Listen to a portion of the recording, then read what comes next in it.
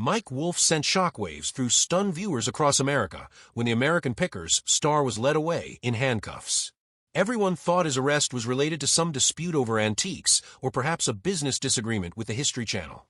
According to breaking news reports, Wolfe was arrested because the death of his former co-host Frits wasn't from natural causes as initially reported. Instead, investigators now classify it as premeditated murder. Medical reports indicate Frits was found with lethal levels of medication in his system. He was deliberately overdosed, and prosecutors charged Wolfe with murder because it was calculated, not accidental. Drugging your former business partner, who trusted you completely, is beyond comprehension. Some would even call it evil.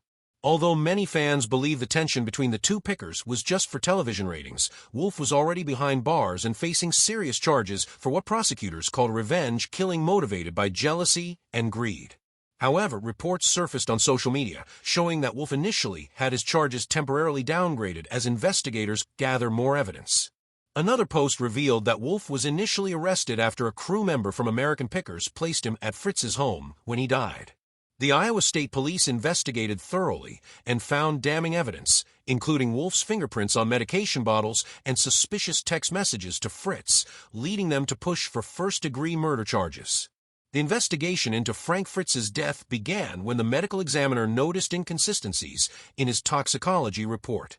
The official cause of death had been announced as complications from a stroke, but the autopsy revealed dangerous levels of prescription medications in his system, levels far beyond what would be prescribed for his condition. This immediately raised red flags, especially since Frits had been carefully following his medication regimen during recovery.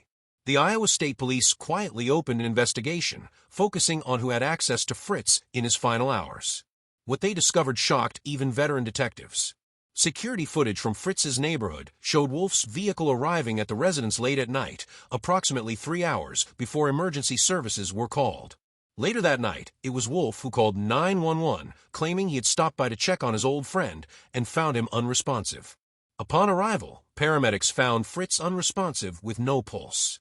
Attempts to resuscitate him failed, and he was pronounced dead at the scene. Initial reports suggested it was related to his previous stroke, but the toxicology results told a different story. What made investigators particularly suspicious was Wolfe's behavior immediately following Fritz's death. Instead of the period of mourning one might expect, he moved quickly to assert control over Fritz's collection and intellectual property. Within 48 hours, he had contacted Fritz's attorneys about acquiring rights to his name and image for future American Pickers merchandise. According to testimony from production staff, he also immediately moved to access Fritz's storage locations containing valuable antiques that had never been featured on the show.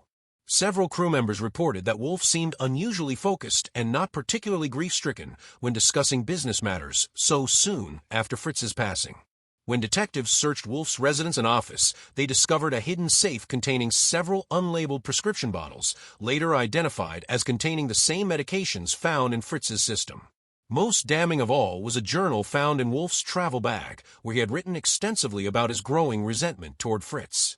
Some entries dated back years, with increasingly hostile language. In one entry from just weeks before Fritz's death, he wrote, "F thinks he can come back and take half the spotlight again. He forgets that without me, there would be no show. He's become a liability. The network is showing me there's only one way to save what I built." During the trial, Wolfe appeared surprisingly calm, sitting quietly next to his attorneys as the prosecution laid out how he had methodically planned Fritz's death. The jury heard evidence that he had been researching untraceable poisons and ways to make a murder look like natural causes. His internet search history revealed queries such as can stroke medication interactions be detected after death, and how to make someone's death look like stroke complications. The prosecution argued that Wolfe had taken advantage of Fritz's previous health issues, seeing them as the perfect cover for murder. Former American Pickers crew members testified about witnessing disturbing changes in the dynamics between Wolfe and Frits in the years leading up to Fritz's departure from the show and subsequent death. One production assistant testified that she had overheard heated arguments about the future direction of the program, with Wolfe demanding complete creative control.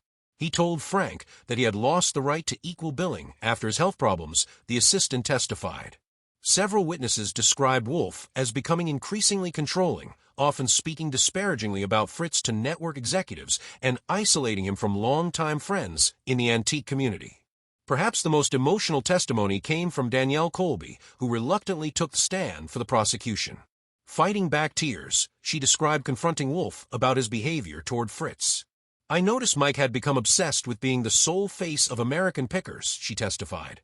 "When I asked him about reconciling with Frank, he became defensive and angry, telling me to stop interfering in things that don't concern you." Colby described finding disturbing notes in Wolfe's office about Fritz's medication schedule and questioning Wolfe, who claimed he was just concerned about Frank's health. The defense team tried to paint a picture of a misunderstood friendship, suggesting that Wolfe had genuinely tried to reconcile with Frits before his death. They brought in network executives who testified about Wolfe's public statements supporting Fritz's recovery. However, this theory was severely undermined by testimony from Fritz's personal physician, who stated that while Frits had been concerned about his health, he had been optimistic about his recovery and had been making plans to launch his own antique business. The doctor also confirmed that he had never prescribed the medications found in Fritz's system at such high doses. During cross-examination, Wolfe's carefully maintained composure began to crack. When asked directly if he had given Frits the medications, he snapped at the prosecutor. "You have no idea what it's like to build something from nothing and watch someone else take credit, smile for the cameras while everyone thinks he's just as important to the show's success." His outburst caused the defense team to call for a recess, but the damage was done. The financial motive became clear when forensic accountants testified about suspicious changes to Wolfe's business structure in the months before Fritz's death. Wolfe had been quietly restructuring his companies to absorb Fritz's intellectual property in case of his incapacitation or death. He had also taken out a business insurance policy on Frits, making his company the beneficiary of a $5 million payout. The jury deliberated for just 4 hours before returning with a guilty verdict. When the judge announced his life sentence without the possibility of parole, everything went off the rails. Wolfe, who had maintained a poised demeanor throughout the trial, suddenly jumped up, screaming, "You don't understand. He was going to ruin everything. He was going to destroy my legacy." Wolfe lunged across the defense table, sending legal pads and water glasses flying. The bailiffs rushed toward him, but he was already charging toward Fritz's family, swinging wildly before they could restrain him. People in the courtroom began screaming and pushing toward the exits as Wolfe broke free again, this time grabbing an antique walking stick that had been entered as evidence. He swung it like a weapon, striking one of the bailiffs in the shoulder. As the doors of the prison closed on Mike Wolfe, his final words in the courtroom continued to echo. "Goodbye forever to all of you. The truth will come out someday." Whether these were the desperate cries of a man facing justice or the final manipulations of a skilled performer remains a matter of debate. What's certain is that the world of American Pickers and reality television will never be the same. The legacy of the show, once focused on preservation and Americana, has been forever tarnished by murder, betrayal, and a courtroom outburst that revealed the darkness hiding behind one man's public face of folksy charm and passion for the past.